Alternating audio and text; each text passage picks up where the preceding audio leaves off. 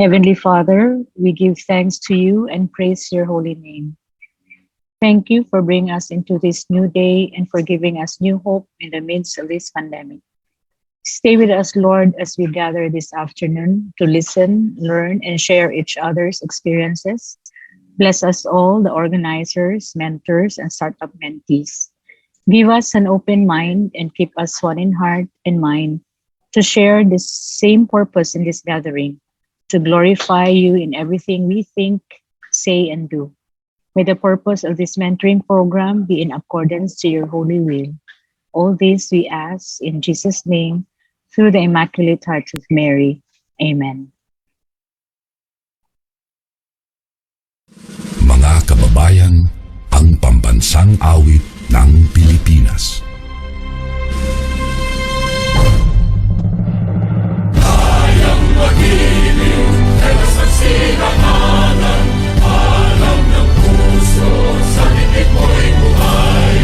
Lupang hinirang, tuyag ka ng magiting, sa manlulupin, di ka pasisingil, sa nagtatagputok sa simoy at sa langit ng pagaw, ay hinatang tulang awit sa pagkayang minamahal. Ang isang ng matawad mo'y tagumpay na nag-iinit, ang bituin at araw niya kailan pang ay di matitigil. Lumang ang araw ng walhati pagsinta, buhay langit sa piling mo. Ang hindi kaya na pagkay mga amin, ang mamatay ng dahil sa'yo. Mga Good afternoon, everyone. Thank you so much for joining us for the second discussion or the second session of Startup Island PH Mentoring Program. Today, we are joined by one of our OG mentors, and she will be leading the discussion about developing the business and developing also one's business model. I'd like to introduce you to Timmy De Jesus. Timmy has led IT teams in the Philippines for 7 years, and she is now Payruler's COO. She's very devoted in developing and organizing startup communities all over the world, and she's done a lot of work also with Cebu's very own Startup Weekend. Hi, Timmy. Good afternoon. Hi, good afternoon. Maayong hapon. Yes, it's so nice to see you, and thank you so much for joining us again as a mentor.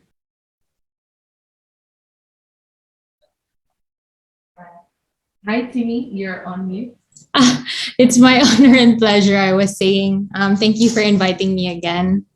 Of course. So we're looking forward to your session today. Yeah. So I'll give the ball to you. All right. I'm going to start sharing my screen right now. Could you guys let me know if you see the developing the business? Yes. Yeah. And nothing else, no? Nothing is overlaid on it? Nothing. Yeah. Okay, sige. So, again, thank you so much for being here, everyone. Thank you again to DTI Region 7, for DTI Cebu also for having me. I just love programs like this because ako mismo as a startup payroller, as a startup benefits so much from the help that's given by the government and by people that really want to uplift the startup community by things that the company does. So it's just I encourage everyone here to really make use of this and really take this opportunity and grab it talaga, like make the most out of it. So again, I commend everyone that's here for being here. And it's admirable that you want to start your startup because, leaping into entrepreneurship is exciting, but it's also quite difficult. And, I thank you for your time because as entrepreneurs and as future entrepreneurs, your time and your energy is really your capital. And I thank you for really spending the time to focus that here. So there's a quote There's an interesting quote that I like. It's by Henry David Thoreau.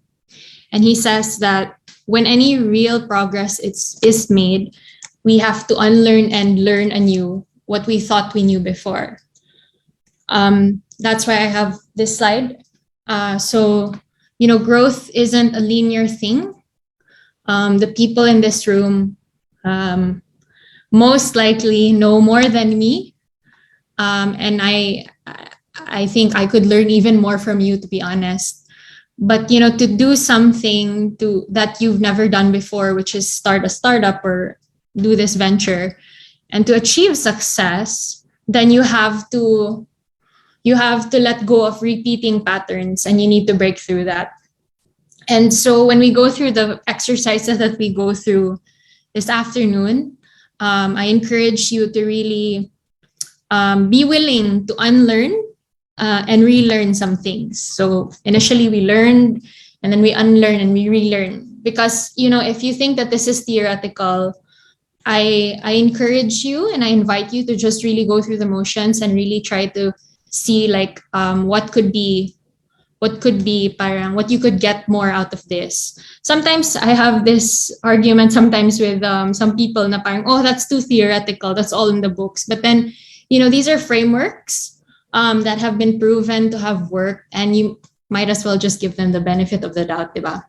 So, when you're building a business from the ground up, it doesn't mean that there are no rules kasi. Doesn't mean that there are no constraints, that there are no frameworks that you need to abide by. So there's that saying, diba? You have to learn to be able to break the rules. You have to learn them first to be able to innovate in a way. So, the same is for you for your business. And this endeavor really requires for you to operate within a certain governance, right? Just like in the economy, you operate under a certain governance of the law of supply and demand. And, all businesses also operate on the premise that there is a customer. And the customer is actually the most unpredictable part of your business, because without them, number one, there wouldn't be any business. And that's kind of what we want to talk about this afternoon. So I want to run a poll. I'm curious to know who among us here in the room have graduated with a management, graduated from a management program in college. Could you, so that we make it a little interactive, could you type in the chat if you are a management graduate, or if you BS management, or if you've done your MBA, or if you did something on entrepreneurship. I'm curious to know if our people have people come from that course. Industrial engineering. Okay, very nice. Yes, I think you're taught also how to look at things from a management perspective. My parents are actually also industrial engineers. So we have someone from my Toda who is an industrial engineer and has an MBA. Congratulations. That's very remarkable. Okay, so great. I think Galvin can relate now. So, in college or in even in your job, sometimes you have to make a business plan. So SmartFlow is also in IE. Wonderful. Okay, so then our people here from SmartFlow and my Toda will be familiar with a business plan. So have you guys ever made a business plan?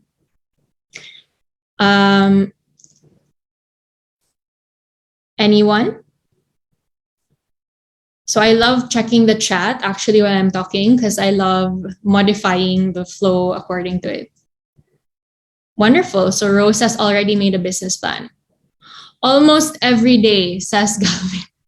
Yes. And so there. Okay, I'm gonna anchor on what Galvin just said. We're cast to create. Yes. So I'm gonna anchor on that and say that if you have to create a business plan every single day, like an official business plan, diba? If you see in my photo there, it's like pages and pages of lots of things, moving parts. right? The problem with writing down kasi a business plan that is 20 pages long is that right now, especially in the stage of your startups, it's so early in the business kasi. And it's a daunting task. It's just so much work where the time you could have spent documenting, you could have already been working on your idea, diba? And when you think of business plan, sometimes you think of a stack of documents, you think of that binder ring there. And unless you have a team and if you have metrics in place, it will take weeks to create, diba? And by the time that you've wrapped up something in your framework or something in your market or something has already changed. So that's a problem with a business plan. Thus, and I'm sure that SmartFlow is aware of where we're headed on this topic, a business plan was created to really mitigate risks. I mean, it's not just documentation, right? There is a purpose for why it's there. And it's the same in any business, big or small. You need to plan, or you need to have, you have to have an oversight of your business. But for us now, for new businesses, there is an easier way to manage this, and it's via a one-pager. And it only actually takes 20 minutes to assemble this. Like, it will only take you that much time to be able to write a business plan one-pager. And I love one-pagers because, if you have to change something, then it's just one little port, right? You don't have to go back to look up for that particular section and then and then type it up na naman, and then you have to think of the words, etc. Anyway, so with a lean canvas or with a canvas model, then as you pivot, as you tweak, as you learn more about your business, and as an assumption changes, it's just so easy to edit. But at the same time, you have it all in one page, right? So that is what we are going to do this afternoon. We are going to fill out the lean canvas. So the lean canvas was created and is a modified version of the BMC. So SmartFlow mentioned that you create business model canvases for your business, for your feasibility study. So the lean canvas is a different kind of BMC. It was modified according to the learnings of this book. This is Ash Moria. He wrote the book Running Lean. So it's just a different way of really approaching it, but it's also very good. I'm happy to share the book to you guys if you want. Eventually, I can upload it to some drive. I have a digitized copy of this. It's very interesting to read. But essentially, what we are going to do this afternoon is we're going to, for the benefit of our Facebook audience, we're going to play the video and then we're going to fill up our lean canvases this afternoon. So essentially, I would request that the teams sign up for a free account here on this website that I'm flashing on the screen. I think it's called Lean Canvas. Leanstack.com. So sign up for a free account there, and then you can create a Lean Canvas, I think one for free. But also I would request that the teams do it all together. So if there are 3 of you, then there's only one Lean Canvas for one lean canvas for MyToda and one lean canvas lang for SmartFlow. So that there's only one version per company. Okay, so you will be creating your lean canvases while playing this, while the DTI team and the company team will be playing the video. But I think you can feel free to just go into a can we do breakout rooms here, Joy or Miss Marilyn, so that they can organize themselves per startup siguro? Is that possible? I just want to check. We'll work on that one. We'll see, and then we'll message lang sa chat. Okay, thank you so much. I think I forgot to give that specification earlier, but it would be easier siguro for them to watch it all together. And so the key to this is you sign up for your account and then you watch the video. And so in the video, there will be cues as to when you're going to pause and then type up on your Lean Canvas. So the first thing you set up first is your Lean Canvas account on Lean Stack. And then you then play the video, and then ideally you do it together. So my only advice during this time is like, don't be frustrated with the spaces that you leave, because that's exactly the point. The small boxes, because they're so small, they require for you to be concise without going so much in depth and getting lost in the details that don't really matter right now. So it forces you to really synthesize. And so take that as part of the challenge. Okay, so time check. I think you need around 23-ish minutes. I think that's the time there, 23. So we'll be back here by 2:30. 2:40, so that you guys have time to break up into the breakout rooms, and then also play together and fill up your lean stack together, lean canvas together. And then Sir Louis will assist us by playing the video for the audience, so that the audience can also get a glimpse of what our startups are doing. All right. So I'm going to ask on the help of our organizers for this one.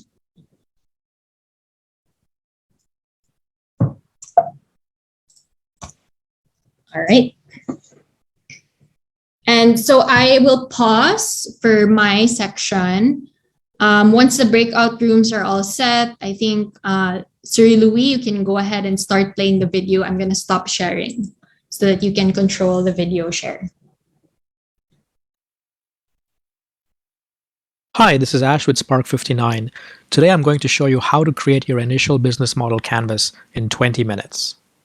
You might be wondering why just 20 minutes. After all, a business model is a pretty complicated and critical thing to get right. Surely you should spend a lot more time on this.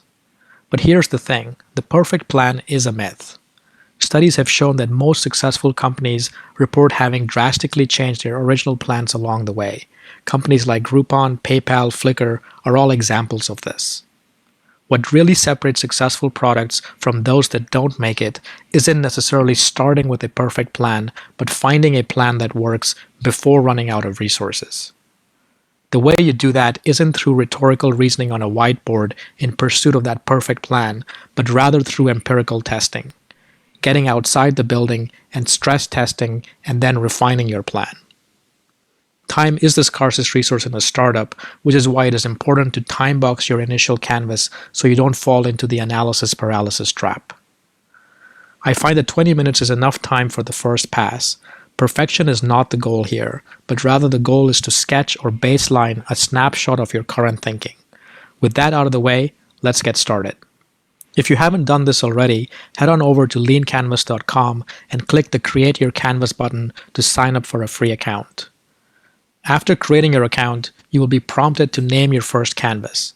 I like to name my canvases by the customer segment they address because I find that the customer segment box drives the rest of the canvas.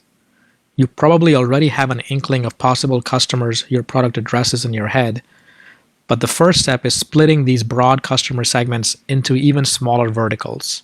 Each of these vertical segments potentially represents a different business model and should ideally have its own canvas. This is sometimes hard to see, so it might help to consider an example. This is an actual product I built in my last company. Cloudflare was a service that helped people share lots of photos and videos easily with each other. The really broad category here was anyone that shares lots of photos and videos. While I would have loved to service that market, it's not specific enough. When you try to market to everyone, especially as a startup, you end up marketing to no one. Down below, you'll see a number of more specific and possible customer segments that I then created. Sometimes the split won't be perfect. For instance, photographers, videographers, and graphic designers may share enough common attributes to be lumped together as a creative segment. I wouldn't worry too much about that right now. The most important thing, though, is not going too broad, like using the anyone that shares lots of photos and videos, or going too narrow, where you shrink the market size too much. The next step is to pick your strongest customer segment for your canvas. This might be one you most want to service, know the most about, or have the strongest channel to reach. Whatever your reasons, start with a single customer segment and use that as the name of your canvas.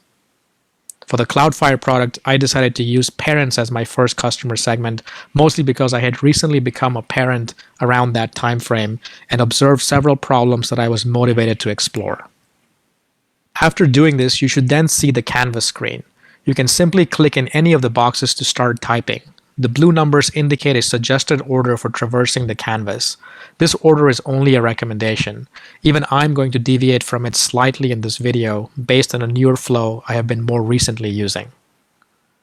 For the rest of the video, I'm going to walk the canvas and show you how to fill each section using the Cloudflare product as a concrete example you can reference. It is most effective to complete your canvas as I cover each section while the content is still fresh in your mind. So I'll have you pause the video after each section before moving on. So my preferred flow these days is to complete the canvas in a set of blocks. The first block that I like to tackle is the problem customer segment quadrant. So much of your business model is dependent on the proper identification of customers and their problems that a solid footing here creates a very strong foundation for the rest of your canvas. You've already identified your main customer segment from earlier, which goes in the customer segment box. It's common to have multiple participants or user roles in your business model. I would next go ahead and list all of them out here, but you should distinguish between customers and users when you do so. That distinction is pretty simple. Customers pay you and your users do not. For most products, that distinction is also pretty straightforward. In a software as a service product, for instance, you attract leads or users and aim to convert some or all of them into paying customers. In a multi-sided business like the one driven by advertising, for example, Google search, you have users who create value through participation that you then monetize through ads. Here, the advertisers are your customers and the users are those that are doing searches. For these types of products, I recommend keeping both users and customers on a single canvas. Marketplace businesses, however, are a lot more complicated. Here, you often have two or more parties that simultaneously work to create value. Classic examples are eBay, Airbnb, where you need both buyers and sellers to make the business work. Additionally, each party often has a different incentive, channel, and other elements on the canvas that you also need to understand. So for these types of businesses, I recommend creating a separate canvas for each party involved. As a slight aside, there is a hashtag feature in the Lean Canvas tool that lets you visually group different customer segments on the same canvas. In the screenshot above, you'll notice different colors for buyers and sellers on the canvas based on the hashtags that are reused in multiple sections. This is a nice feature that lets you quickly keep all your customer segments on a single canvas and toggle them on and off. But if you're more comfortable creating separate canvases, do that instead.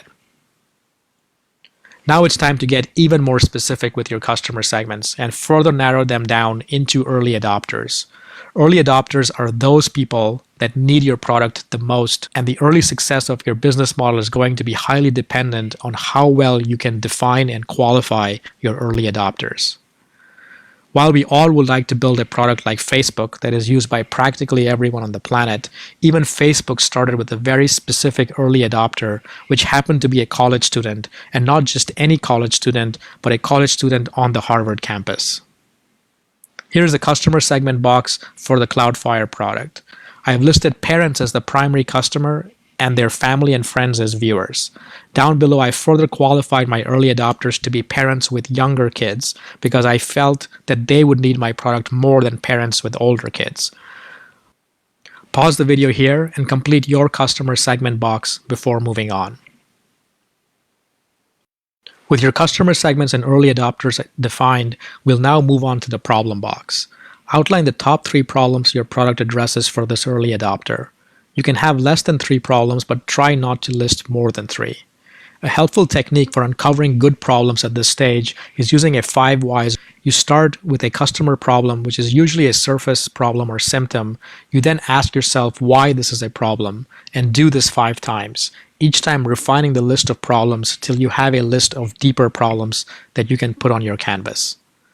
Here's an example of this technique applied to the Cloudflare product. Another useful technique is using the job to be done concept popularized by Clayton Christensen.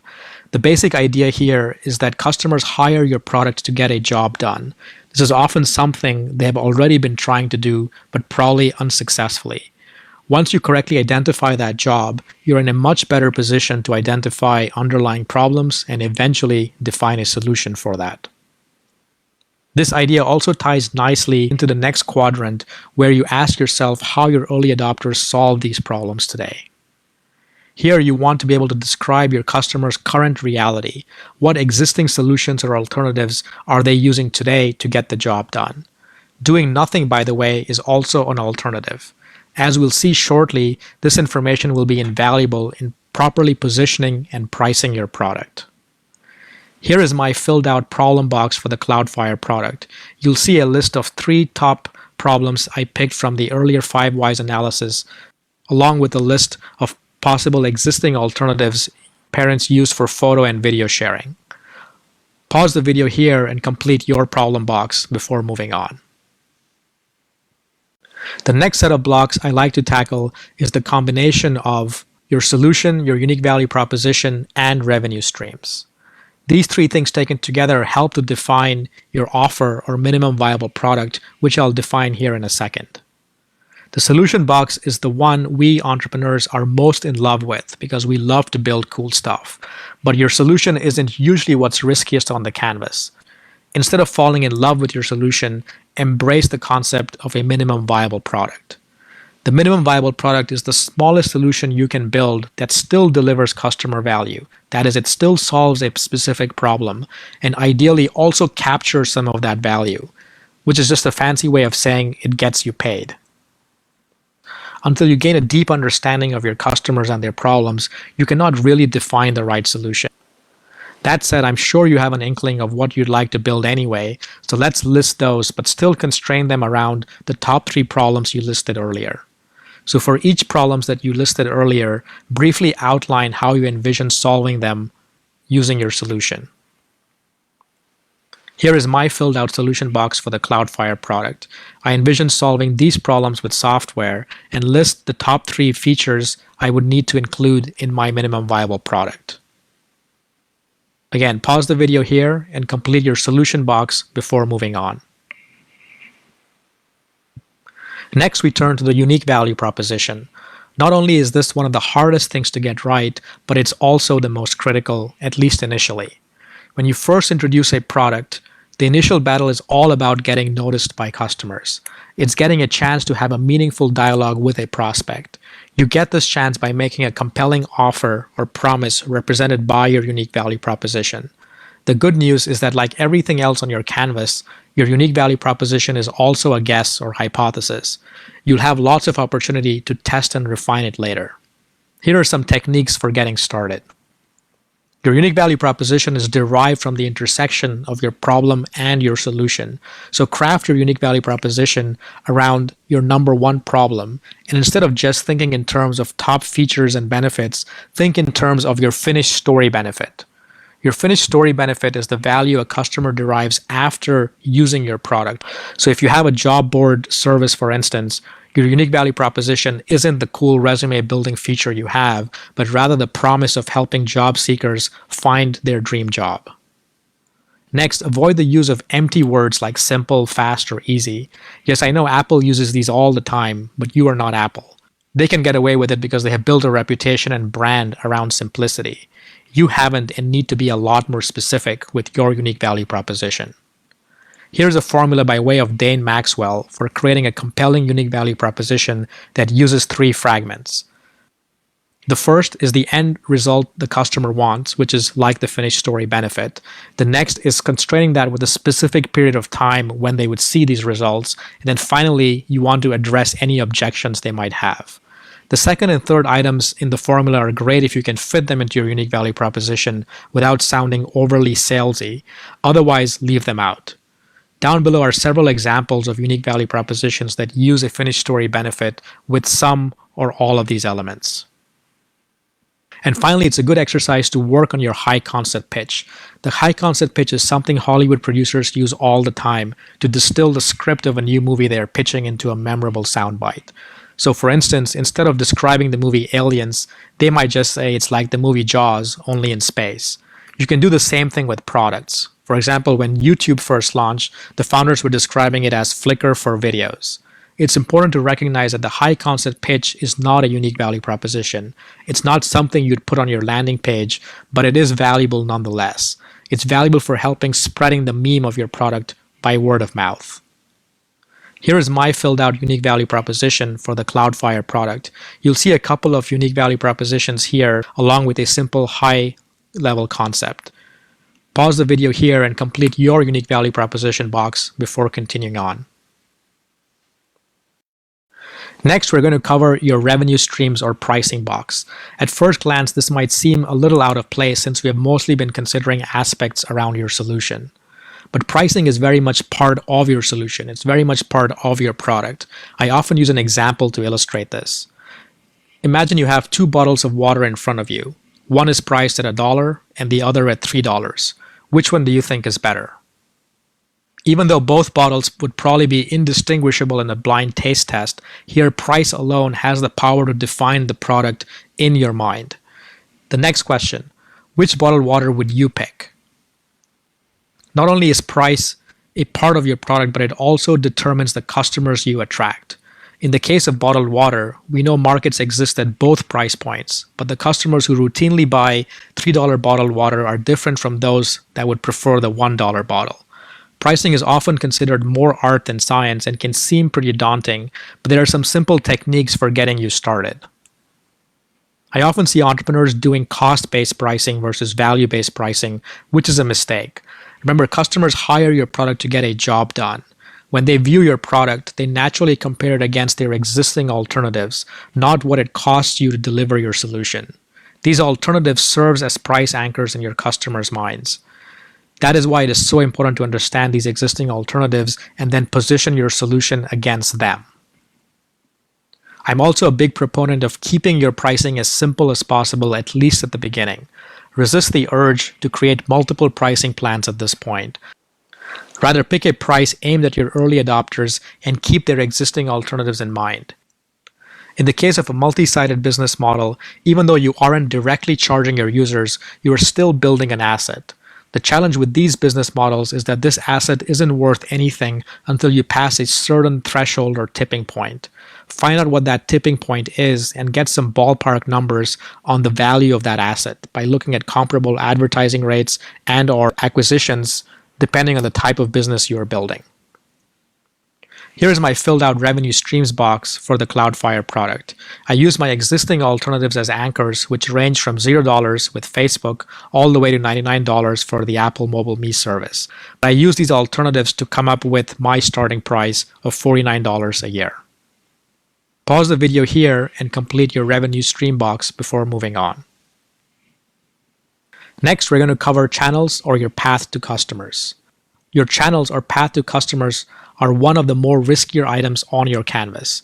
You might be able to identify a problem worth solving, build out a solution, and even get a small group of customers to derive value from it. But if you can't get your product in front of enough customers, none of that might matter. Channels aren't something to defer to later, but rather something you should start building and testing from day one. The good news is that you don't need to build scalable channels from day one. It's okay to start with a handful of outbound channels to jumpstart your learning first. Here are some possible outbound channel suggestions that might help. At the same time, take a stab at identifying where your scalable channels might come from. These typically take time to build, so it helps to think about them now versus later. Here's a list of some possible scalable channels that you might be able to employ later on. Now here's my filled out channels box for the Cloudflare product. You'll find a combination of outbound and inbound channels listed here. Pause the video here and complete your channels box before moving on. Now we're going to move on to how you measure success using key metrics. Key metrics represent the key numbers that tell you how your business is doing. A startup is inherently chaotic, but at any given point in time, there are only a few key actions or metrics that matter. These will change as your product moves through various stages, but at this point in time, I'd like you to identify two key metrics. The first is identifying the key customer action that drives value in your product. In other words, ask yourself, what key activity would you use to measure your value proposition? So for example, if you were building a blogging platform, publishing a blog post would be the key activity. For Twitter, posting a tweet is a key activity. The second key metric is stating your success metric for your product. What would you need to achieve to make this product worthwhile? It could be a revenue target, like building a $10 million business or a $100 million business. It could be having some impact on the world, or it could be something else altogether. Here is my filled out key metrics box for the Cloudflare product. My key activity is based around sharing. If a parent doesn't routinely share their photos and videos with others, chances are they will lose interest and not keep paying for the product. My success metric for Cloudflare was building a $5 million business, which roughly translated to acquiring 100,000 paying customers.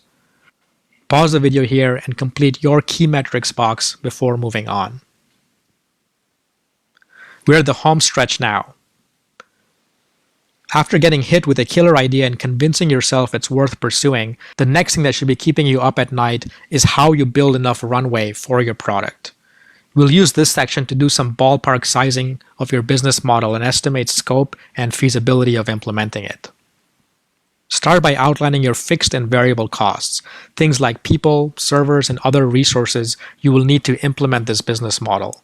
It's impossible to be totally accurate at this stage because a lot of it will change with time. It does help to consider a shorter horizon like a break-even point and use your pricing and cost structure to come up with the number of customers you would need to break even.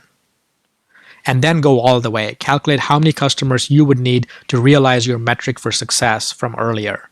Again, the point is not accuracy, but ballpark sizing for establishing if you have a problem worth solving on your hands. Here is my filled out cost structure box for the Cloudflare product. Pause the video here and complete your cost structure box and do a similar sizing estimate. And now the final box, the unfair advantage. Unfair advantage is also sometimes called competitive advantage or barriers to entry on a business plan. It essentially describes how you'll defend against competitive attacks. Most first-time entrepreneurs don't completely understand what constitutes an unfair advantage and often list things that aren't. One of the most commonly cited unfair advantage is being first to market.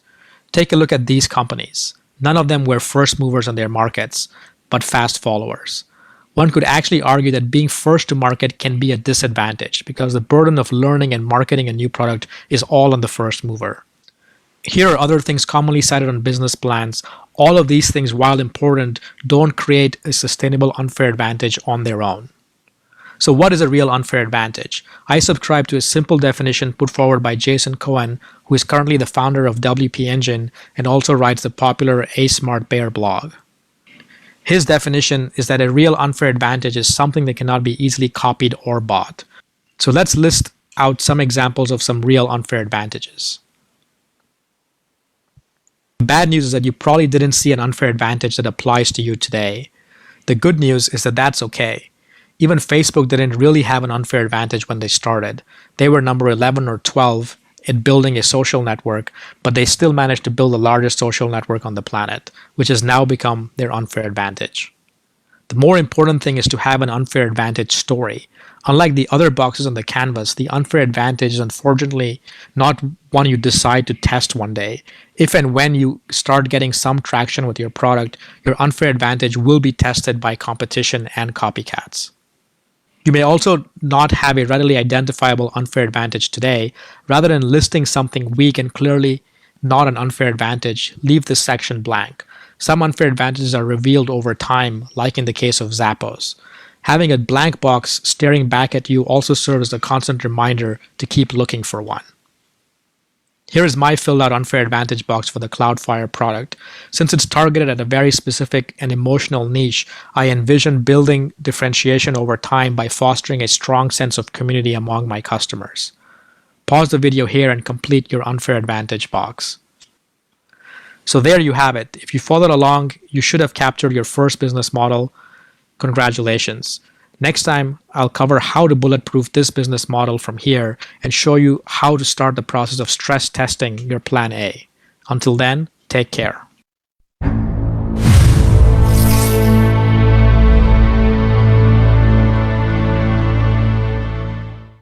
Hey, next attendees, I'm Justin Wilcox. I'm the founder of Nimbus Health, a software company where we help. Hi, Louis, could we pause muna here Now, that's so what I that do we for- can, yeah, thank you. All right. So I think we told the startups that we will give them until 2:40, I believe. 2:40 to kind of just wrap up in their break rooms and figure out and fill in the last pieces of their lean canvas. So don't worry, we'll give you a small break siguro in between later to wrap up. So yeah, I think we'll give you maybe around 5 more minutes siguro, startups, so that you can do that.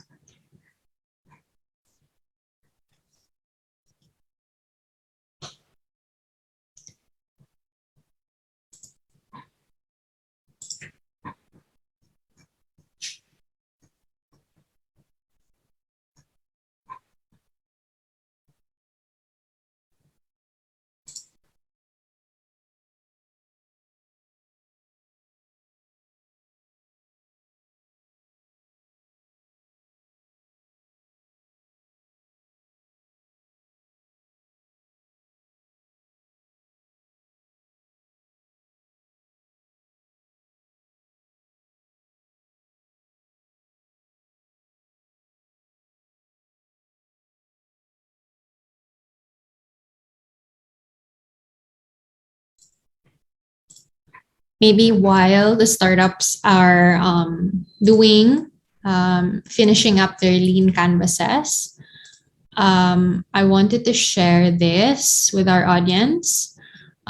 It's a page on Lean Stack. So if you guys want to learn more about the lean methodology, really like what it stands for and what it believes in, then I encourage you to go to leanstack.com and read the manifesto, because I feel that they already accurately really condensed yung mga principles behind why the lean canvas is so.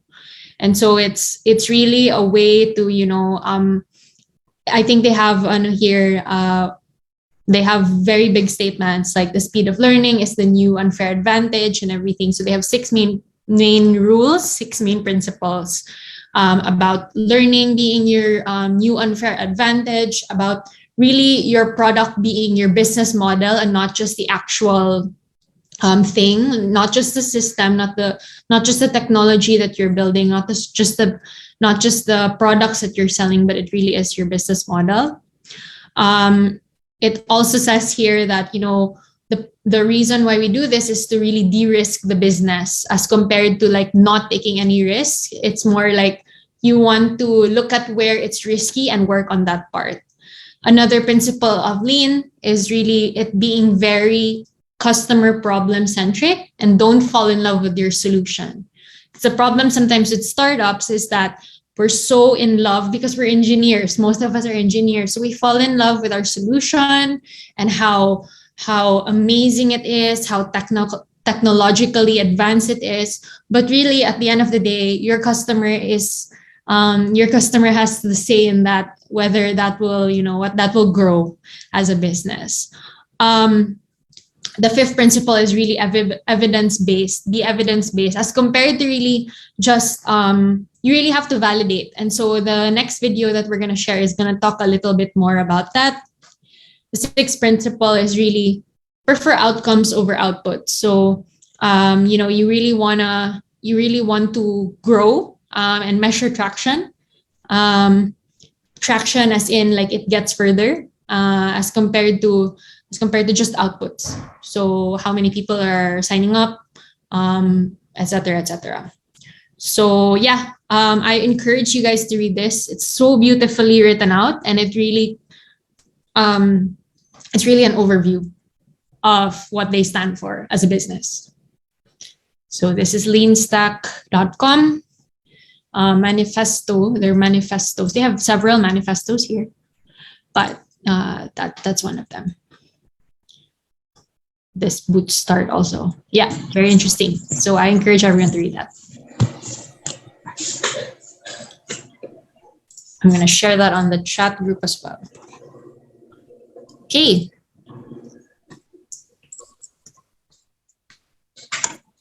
All right. So I'm going to proceed in a bit. I'll start sharing my screen because it's about to hit 2:40.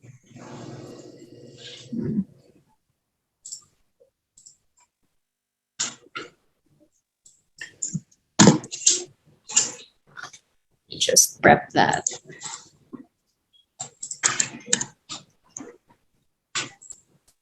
Hi, Timmy. Are we going to close the rooms at 2:40 so they can come back or later? Yeah, I think we can bring them back na lang so that we can like close off, and then eventually we can put them back in breakout rooms for them to finish, just so that we can proceed with what we want to show also our public audience. Okay. Yeah.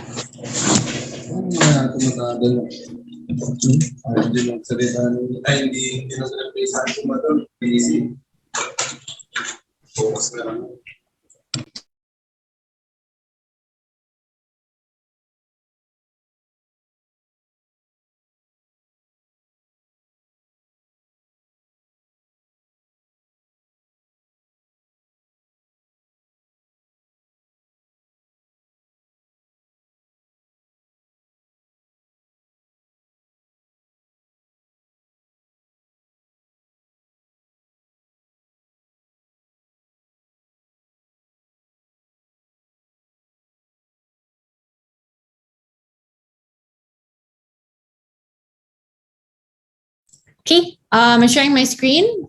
Is it okay na? Do we see my screen, and is everyone back? Just want to check. Timmy. Sorry? Yeah, we can see your screen and everybody's slowly getting back to the Okay, sige, great. Sige. We'll just wrap up over the next 10 minutes, and then we'll give more time also to to our startups to complete, if any. Okay, just give me the go signal when I can start. Maybe I'll start at 2:42.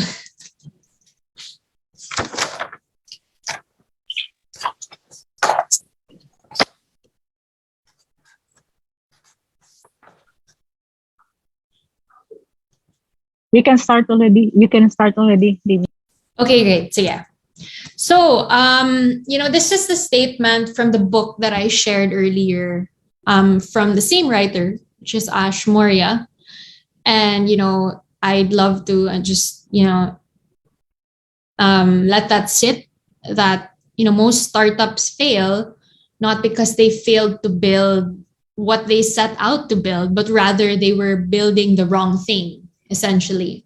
And that being said, the riskiest part of your canvas at the very beginning, especially in your stage right now, is really the problem portion. Is your problem portion correct? Have you concisely captured that, no? Because if you're not solving what your customers are really problematic about, then they're probably not going to end up paying for it, or they won't stick to it as a solution. So here's some food for thought. My dad's favorite comic is Peanuts, and here's an interesting I'll let us take time to read it. It's quite funny.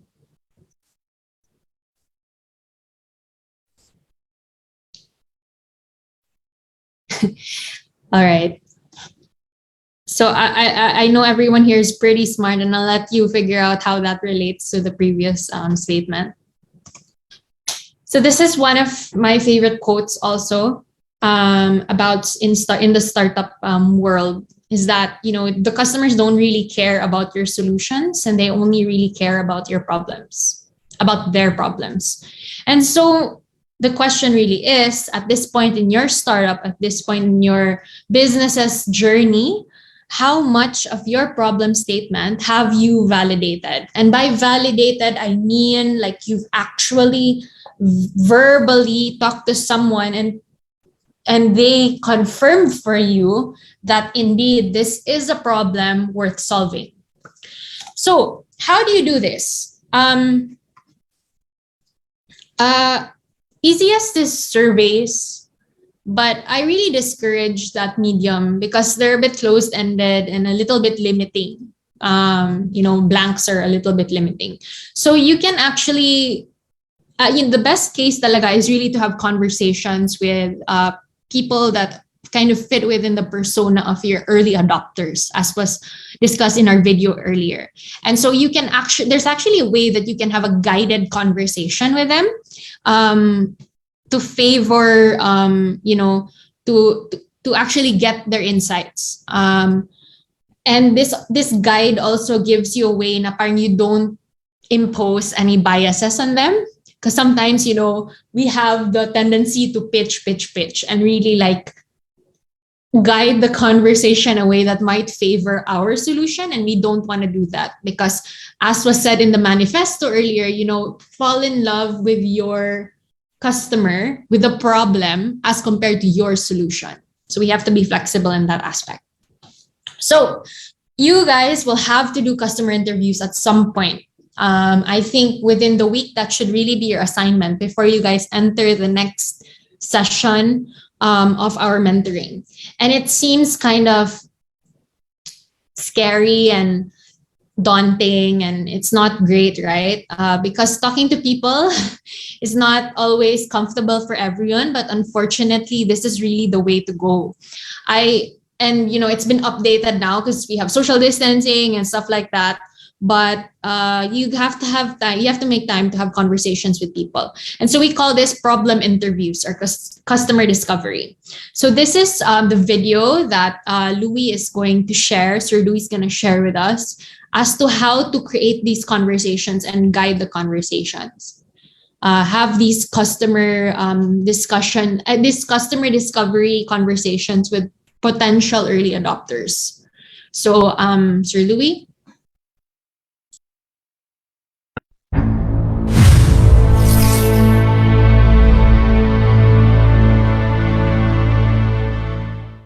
Hey, next attendees, I'm Justin Wilcox. I'm the founder of Nimbus Health, a software company where we help hospitals automate medical record processing. Now, that's what I do for work, but what I do for fun is actually Customer Dev Labs. It's a blog where I and other founders take our customer development experiences and we write them up and share them so that other people don't fall into the same traps that we did getting started.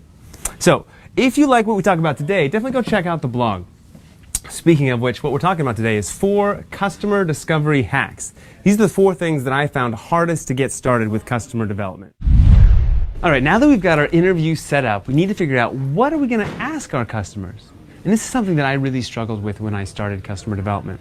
So that's why we have hack number 3, what to ask. So a couple ground rules for interviewing. Number 1, no pitching. This is about listening. If you find yourself ever proposing a part of your solution just to get some feedback on it, stop. You're pitching, and we don't want to do that. The reason being, as soon as you start pitching, your mind changes gears. It goes from learning and absorbing information into trying to pitch something and sell a product. And this time is all about learning. So this is all about listening to your customer, all about listening to their problems. You'll have plenty of time to pitch later. Okay, rule number 2, past and present questions are fantastic. That's what we're going to ask. Questions about the future like, would you ever or will you ever, hypothetical questions, those are no good. We want to ask questions like, have you ever, or tell me about the last time, things that have happened in the past and are in the present. Now the reason is, if we ask about future questions, we're getting our customers' predictions, and those are basically useless. And in fact, they can be worse than useless, because if they tell us something that we want to hear, would you ever pay $5 for blah, blah, blah, and they say yes, we might mislead ourselves into thinking we have a real product. The truth is they don't know the answer to that question, and it's going to be misleading. So we don't do it. The other reason is, as soon as you're asking would you or will you questions, you're probably starting to pitch a solution, and we don't want to do that. Okay, so with those ground rules in place, let's talk about what you ask your customers. The script that I use looks a little something like this. Number 1, tell me a story about the last time problem context. So for example, tell me about the last time you were late to an appointment. Now the reason why we ask this question first is because it's very open-ended, it's asking for a story, and it's asking our customer to sort of go on whatever tangents they want. What we're looking for here are things that are particularly difficult or annoying for our customer. So your job is to ask this question, listen intently, and then dig in. When you find your customer talk about something that's interesting to you that you don't know about or you don't fully understand, dig in, ask questions. Why was that hard? What was annoying about that? Why is that way? This is where you're going to spend most of your time. Now, if during this conversation it's not obvious to you what was the hardest part about this context, you're going to ask them explicitly, what was the hardest part about this problem that you ran into? Then they're going to tell you the hardest part, and this is exactly what we want. And now this question, number 3, this is golden. It's also very awkward. You're going to ask them, why was that hard? Let me give you an example of why it's going to be awkward. So, tell me about the last time you were late. Oh, you know, I had to feed the dog and I had to pick up my keys and I couldn't find them and then I ran into traffic. What was the hardest part about it? The traffic was so annoying. It was frustrating. And then I'm going to ask, why was that hard? And they're going to think, of course, I know why that's hard. It's hard because it was frustrating. And we're going to ask them, and they're going to say, you know why it was hard? Because I had to drive across a bridge and I was afraid I was going to run out of gas. And I was stuck in traffic.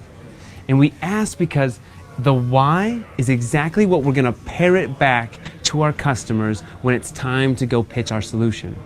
We want to use our customers' own words when we market to them so that we know it will resonate.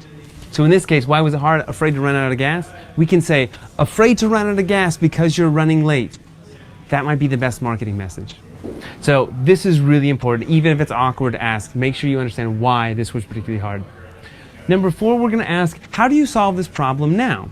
So I might ask, how do you solve this lateness problem now? They might say, oh, you know, I just am not late at all. I just don't care. I don't do anything.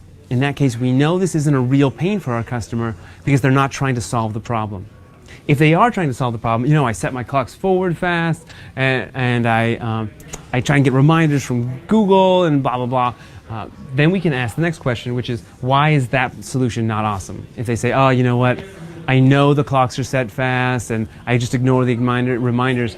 We've got a problem they're trying to solve, so it's a real problem, and their solution is not awesome. So maybe we can solve it in a better way. All right, so this is the outline for your interview. These are the basics.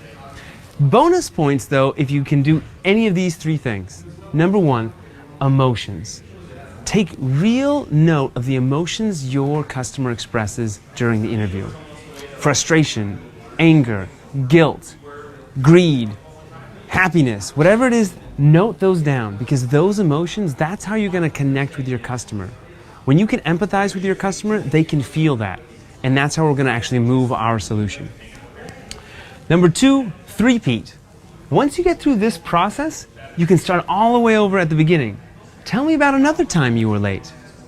If you can get through this process 3 times, you'll learn something new every time, and you'll really understand your customer through and through. Finally, 5 whys. If you can ask why 5 times, why was that hard? Why did you do it that way? Why is the world like it is?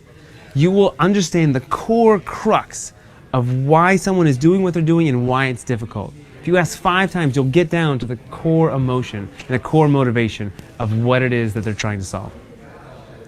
All right, so that's my script, and now it's your turn.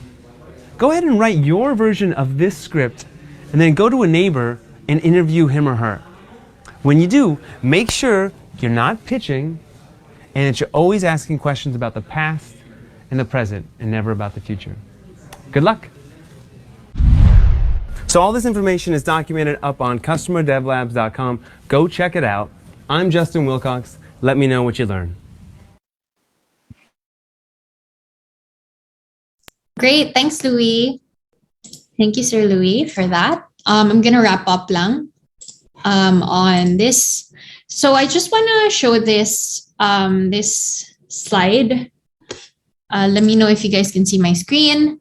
So essentially, these are the questions or the types of questions. If you remember on the blackboard, right, he outlined this. So to further break down and relate to what he just discussed, each question here will help validate a certain portion in your lean canvas eventually. So probably we won't have that in this session when you guys present your lean canvas later on. but it's for moving forward. So essentially, it will help you validate your problem hypothesis. It will really help you strengthen your unique value proposition. It will help you, these customer interviews will help you learn about existing alternatives. How do people currently solve these problems, and what is the opportunity you have to come in? And it will then strengthen your solution hypothesis and what features would go into your solution.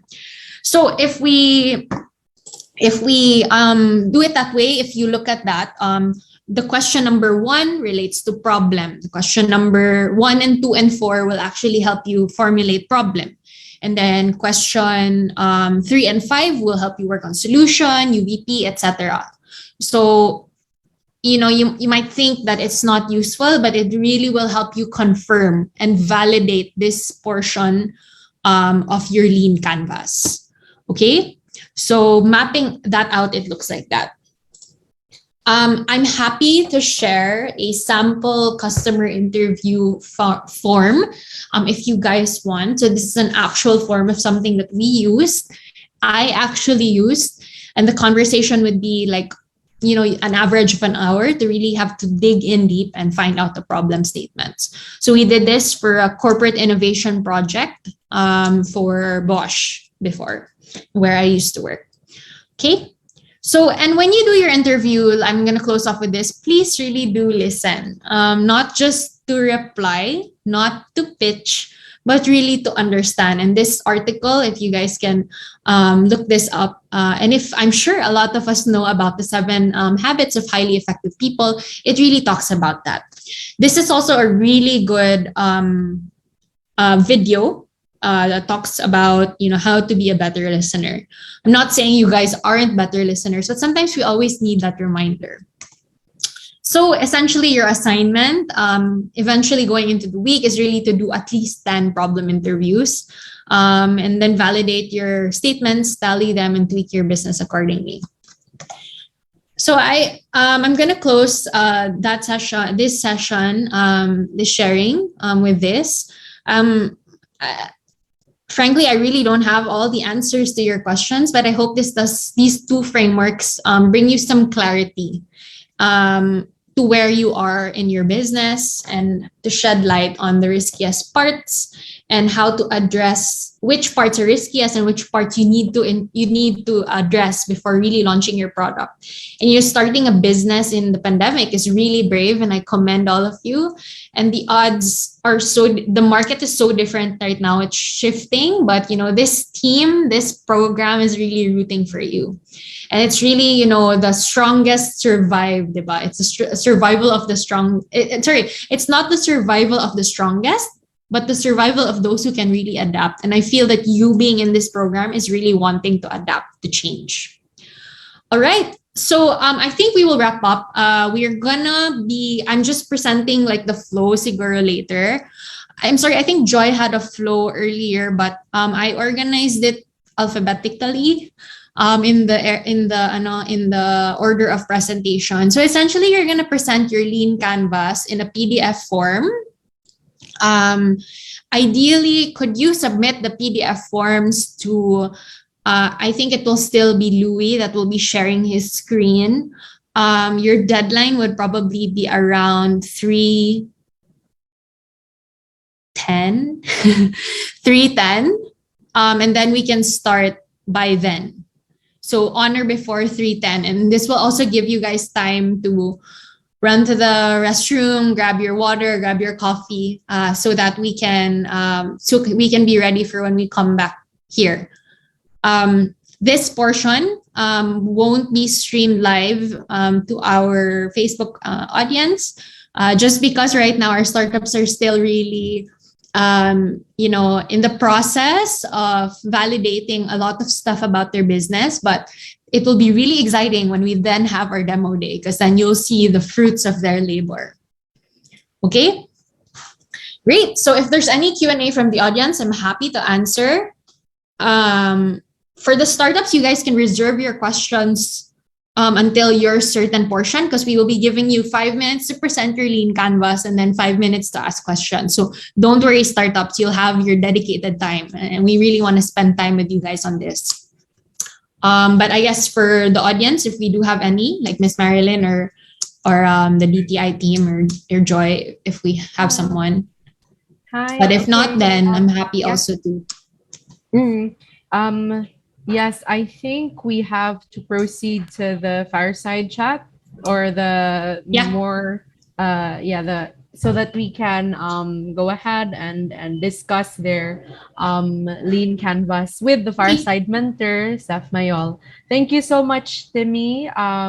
Really wonderful work. Thank you all to our startups and for those who are watching us at home.